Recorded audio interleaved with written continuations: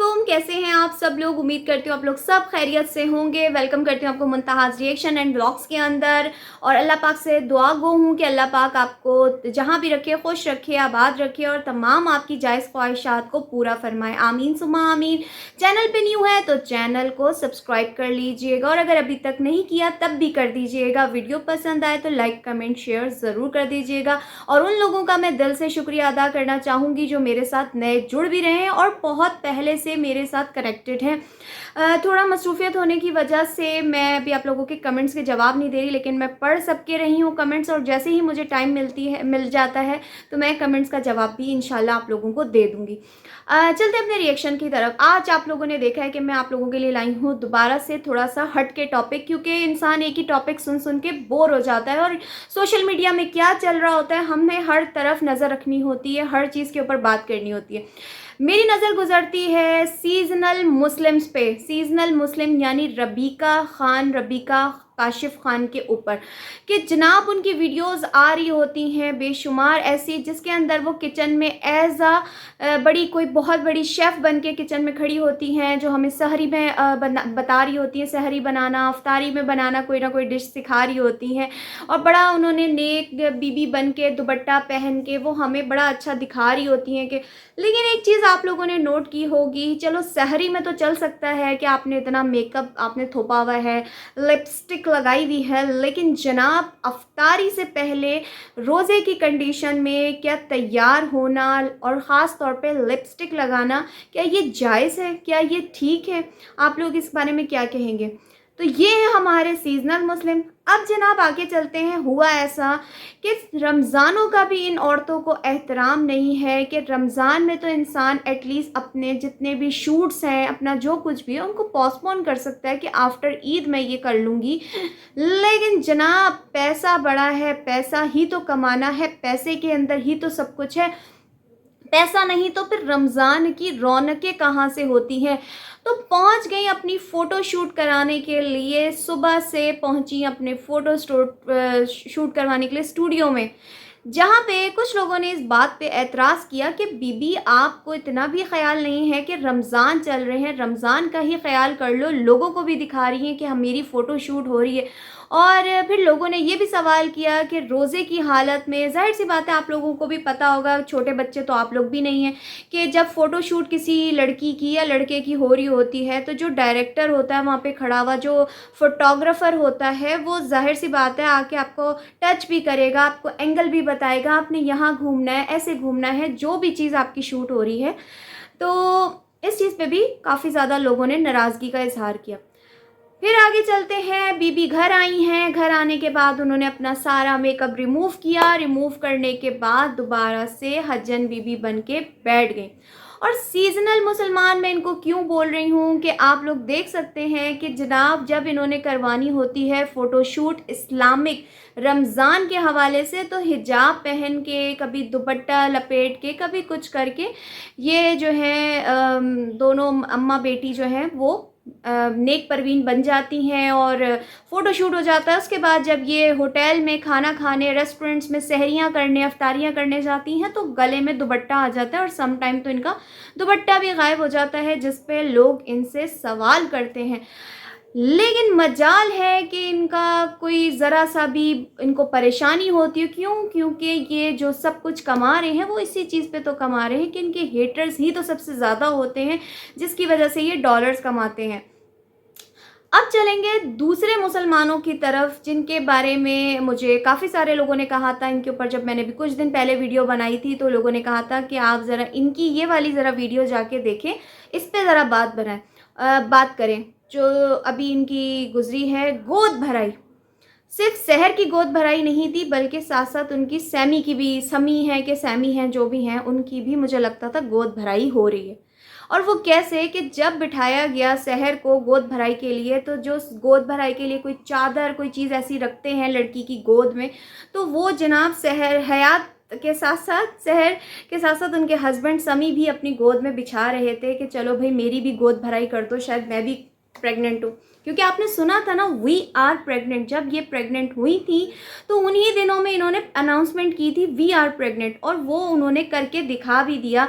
अब लोगों को वेट है डिलीवरी का, कि डिलीवरी एक होती है या 2 डिलीवरीज होती हैं। जस्ट जो कि ये लोगों के सवाल हैं। जाहिर सी बात है, जब आप शादी हर चीज़ दिखाते हो, अपना हनीमून दिखाते हो, अपना बेडरूम दिखाते हो, सोते उठते अपनी बीवियों को दिखाते हो। अभी मैं रिसेंटली कुछ टाइम पहले इनकी एक चीज़ देख रही थी, बल्कि अभी अभी जब मैं ये इस चीज़ पे वर्क कर रही थी तो मेरी नज़र गुजरी इनके एक शॉट के अंदर, जहाँ पे समी कैमरा लेके वॉशरूम भी आज पहुँच गए।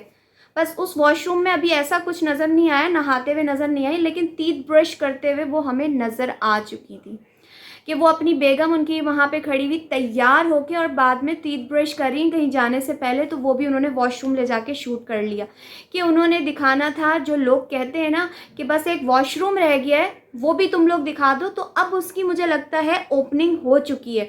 अब जो है उन्होंने टूथब्रश टीथ ब्रश जो भी कहते हैं आप लोग, वो करना दिखा दिया है। अब आगे का लेवल आप लोग खुद इमेजिन कर सकते हैं कि कहाँ से कहाँ बात जाने वाली। अब जनाब थोड़ा सा ना आगे आते हैं इसी टॉपिक पे।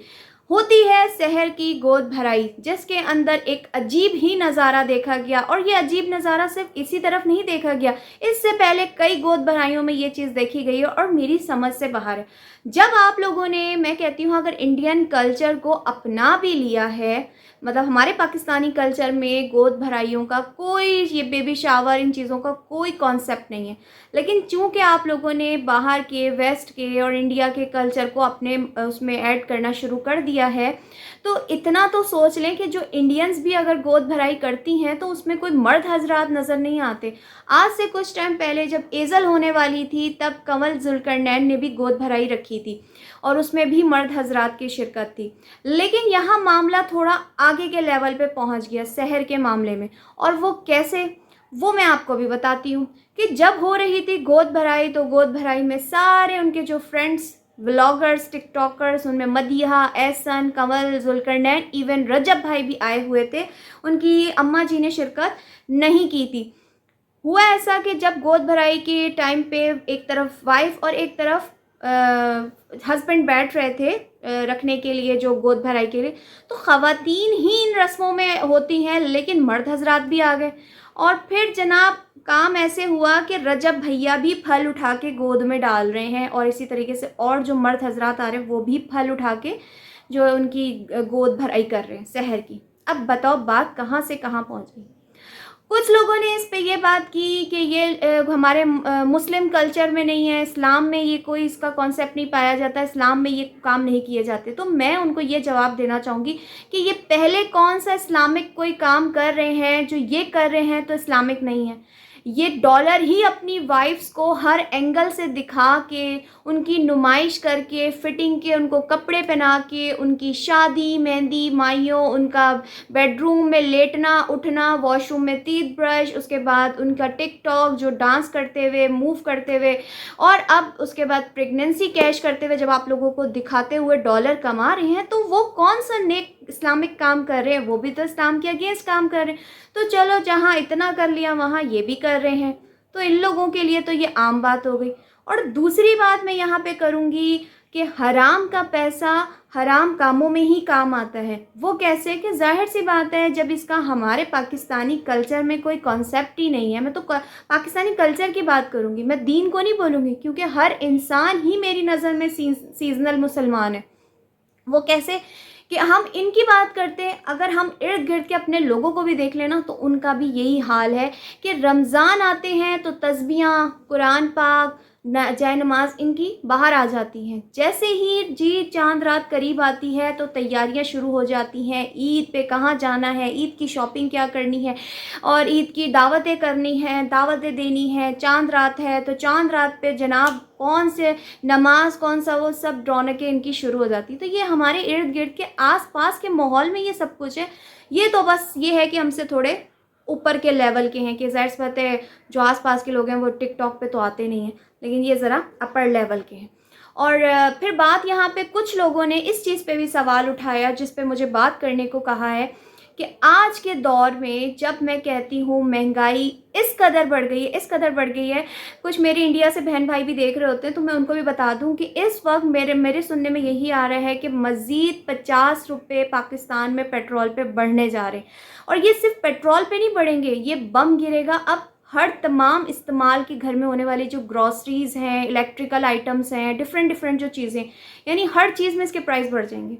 जहां पाकिस्तान में इस वक्त दूध 210-220 रुपए किलो मिल रहा है, तो 50 रुपये पेट्रोल पे बढ़ने पे कहाँ से कहाँ पहुंच जाएगा। अब हर इंसान तो टिकटॉकर, व्लॉगर, यूट्यूबर और इस तरीके के नहीं है। जो इंसान ऑफिस जॉब करता है या छोटा मोटा अपना कोई बिजनेस करता है, वो करता है, तो उसके लिए इस वक्त गुजारा करना कितना मुश्किल है। तो वो ये सब इवेंट ऑर्गेनाइज कर सकता है? नहीं कर सकता। उसके लिए इस वक्त अपनी बेटी की शादी करना मुश्किल है। आज से उसने कुछ 10 साल पहले या 5 साल पहले अपने बेटे की शादी की होगी, उसने अपनी बहू को एक सोने का सेट दे दिया होगा या बेटी को एक सोने का सेट दे दिया होगा। अब उसकी दूसरी बेटी की शादी है या दूसरे बेटे की शादी है, तो वो सर पकड़ के बैठा हुआ है इंसान कि मैं अपने बेटे को, इस बेटे को अब सोने का सेट नहीं दूंगा तो मेरे क्या होगा, कि वो फ़र्क पड़ जाएगा, कहेगा कि आपने बड़े बेटे को दिया, मुझे नहीं दिया। तो ये इस वक्त माँ बाप इन चीज़ों को लेके परेशान हुए। तो ये सब इवेंट करना, लोगों का दिल दुखाना, ये क्या जायज़ है? क्या आप लोगों को इससे सवाब मिल रहा है? लेकिन वही बात है ना कि ये तो इन लोगों का कंटेंट है, इसी से तो मज़ीद इन्होंने डॉलर्स कमाने। इनको नहीं परवाह कि इस वक्त जो है करंट पाकिस्तान की सिचुएशन क्या चल रही है, कि लोगों के पास, मैं कहती हूँ, अफ्तार करने के पैसे नहीं है, लोग मस्जिदों में जा रहे हैं। लोगों के पास सहरी करने के पैसे नहीं है, लोग परेशान होकर सूखी रोटी पानी से सहर कर रहे हैं।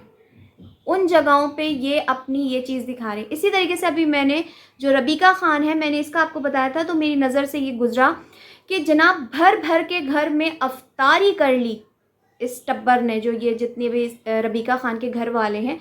उसके 2 घंटे बाद, 2 से ढाई घंटे बाद जी उनकी भूख रोशन हो गई और पहुंच गए किसी रेस्टोरेंट के अंदर जो इनका फेवरेट रेस्टोरेंट था, जहाँ पे जाके इन्होंने अपने फेवरेट खाने ऑर्डर किए और लोगों को दिखाया, जिसके अंदर सॉसेजेस और पता नहीं कौन कौन से डिशेस के नाम ले रहे थे जो कि मुझे नहीं आते।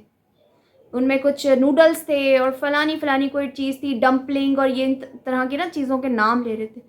कि आज के वक्त में मैं कहती हूँ कि अफ्तारी कर लो तो खाने के पैसे नहीं है, खाना खा लो तो अफ्तारी के पैसे नहीं है। लोग इतने परेशान हुए हुए, लेकिन ये वहाँ पे बैठ के आप लोगों को ये चीज़ें दिखा के मज़ीद परेशान करते हैं, मज़ीद एहसास कमतरी का शिकार करते हैं। तो ये है, मैं कहूँगी, आज के सीजनल मुसलमान जो सिर्फ फ़ोटोशूट के लिए मुस्लिम होते हैं और उसके बाद ये अपना असल रंग जो है ईद पे दिखाना शुरू कर देते हैं, जो ये कपड़े पहन के मॉडलिंग करते हैं।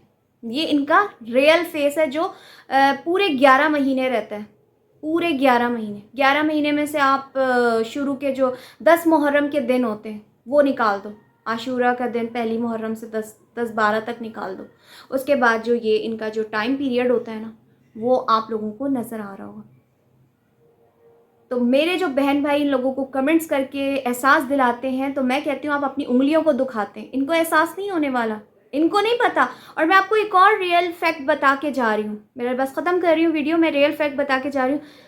अगर पाकिस्तान में खाना जंगी हुई, अगर पाकिस्तान के हालात इतने गिर गए कि लोगों ने एक दूसरे को छीना झपटी शुरू कर दी, सुना है ना आप लोगों ने खाना जंगी क्या होती है, कि एक वक्त ऐसा आता है कि लोग एक दूसरे को खाने के लिए मार रहे होते हैं, लोग काम नहीं कर पा रहे होते, एक दूसरे पे अटैक कर रहे होते, इससे छीन लूँ उससे छीन लूँ। अगर ये मामला अगर पाकिस्तान में हुआ, सबसे पहले ये सारे बड़े बड़े यूट्यूबर्स, टिकटॉकर्स ये पाकिस्तान छोड़ के भाग जाएंगे, क्योंकि इनके हर वक्त वो जो वीज़ा होता है, आई थिंक, मुझे नहीं पता पासपोर्ट होता है या वीज़ा, वो इनका हर वक्त रेडी रहता है।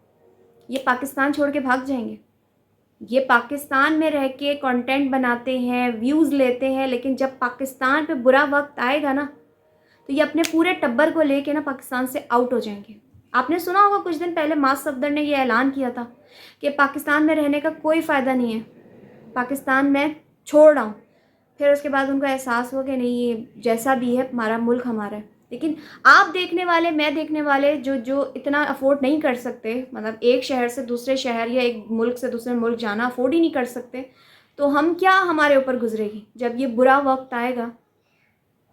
इन लोगों को इस चीज़ का एहसास नहीं है, आप लोगों ने सोचना है, मैंने सोचना है। तो ये था मेरा आज का रिएक्शन। आई होप आपको अच्छा लगा हो तो लाइक कमेंट शेयर ज़रूर कर दीजिएगा और दुआओं में याद रखिएगा। अल्लाह हाफिज़।